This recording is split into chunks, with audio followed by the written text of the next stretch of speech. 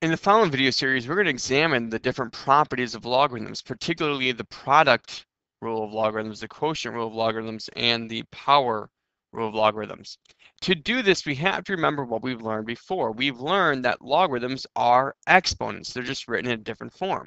So what this means is we can apply the properties of exponents to logs. And so I have this nice little chart to see each property of exponent and which property of the logs relate.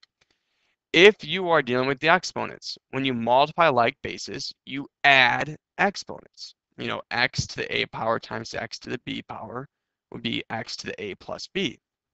And so what I'm saying is that logarithms are exponents. So what happens? If I add logs, that must have meant I am multiplying the factors together. So it's kind of switching the word exponents and logs. So our logarithms, the product rule, the addition rule, states that if you are adding logs, log base x of a plus log base x of b, then you must multiply the terms. You must multiply the factors to combine them into one logarithm. The quotient rule for exponents says if you divide like bases, you subtract the exponents.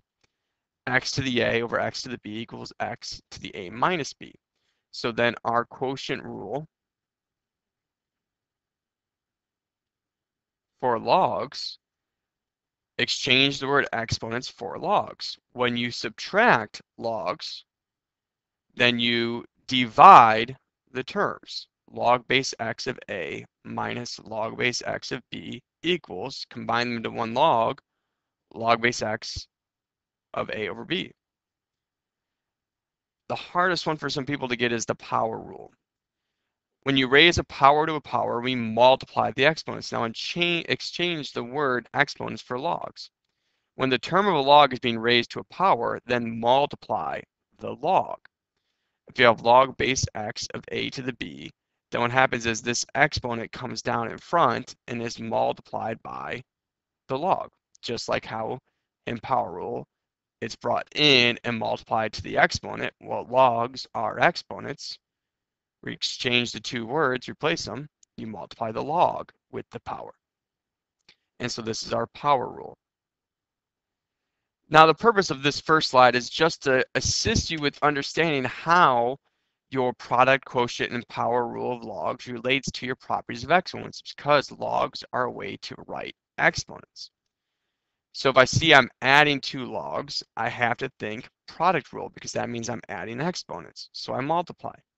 If I'm subtracting two logs, I have to think quotient rule, because that means I'm subtracting the exponents, which occurs when you divide. And the power rule says, hey, to bring an exponent in, you multiply to the exponent. So to move this power, you're going to multiply to the log. Let's just look at them broken down outside of this chart. Product of logs. If I have log base b of the product m times n, I can break it into an addition of the two factors. So log base 7 of 3x would be log base 7 of 3 plus log base 7 of x. If I am dividing, I can break it down into subtraction.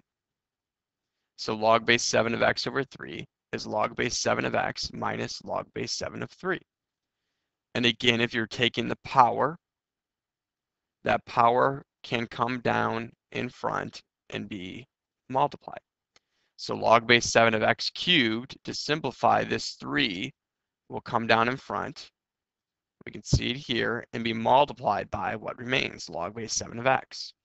So this was meant to be an introduction to our properties of logarithms, the product of logs, quotient of logs, and power of logs.